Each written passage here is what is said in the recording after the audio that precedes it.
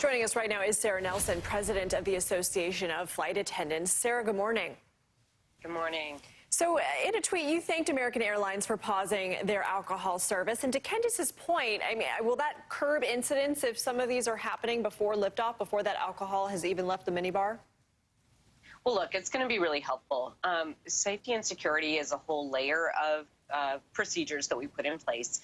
And alcohol sales were paused because people will be more likely to move their mask down, to take a sip. They become a little bit more sloppy about keeping that mask in place. So it's not just about the unruly passenger events, although in every single one of these events, usually alcohol is also a contributor. What we are saying is that the federal government should really step in here and pause alcohol sales in the airports and on the airplanes for a period of time, because the number of reports that we have so far, just 5 months into the year, are 20 times more than we've seen in a normal year's time. On that scale, we're talking about 50 times more for the whole year. So this is really a problem. It's an epidemic, and flight attendants are having to deal with it every day when they go to work. It's a constant combative attitude, even for the events that are not actually rising to the point of getting reported to the FAA. Right. So we've got to all calm down and do our part together to keep those masks in place. Not everyone who comes on our plane even has access to the vaccine yet.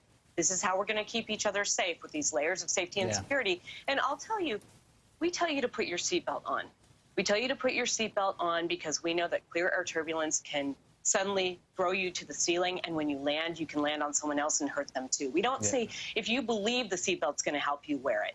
We say you have to wear it to keep everyone safe. So Sara, I have a few questions for you really quickly here. Are there certain airlines or certain regions of the country that we're noticing more and more of these incidents taking place?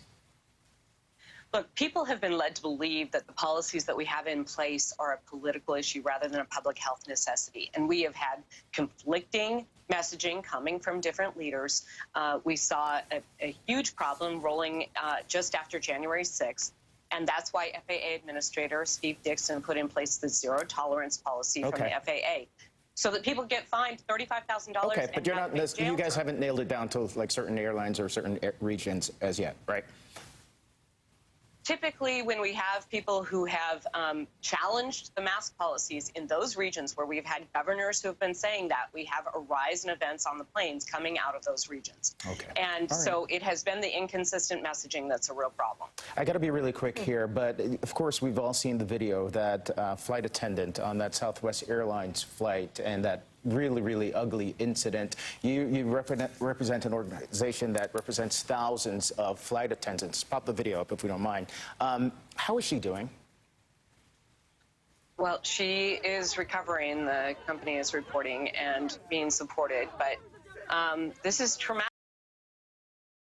And it is completely unnecessary. Little problems can become big problems very fast on board. And flight attendants are there. We're aviation's first responders. Look, we're charged with addressing medical emergencies. We're also the last line of defense. We have to look for larger security threats. And we're there to direct you in case of an emergency. When you're taking out a flight attendant, you're putting the rest of the airplane in jeopardy. And so my heart goes out to her. My heart goes out to every single flight attendant who's had to deal with this combative attitude. We have flight attendants quitting over this because it's not the job that we're used to and that we love. Everyone just needs to come to the door of the airplane with kindness in their heart and a desire to have a safe and eventful flight. We can do this together. We can get through this pandemic and really get back out and enjoy our freedom once again. And Sara, such a big thank you to you and all the other flight attendants out there who have been doing this job during the pandemic, not only navigating unruly passengers, but navigating the pandemic for themselves and their own families. So thank you. All right. Thank you very much. Appreciate that. All right. Thank you, Sara.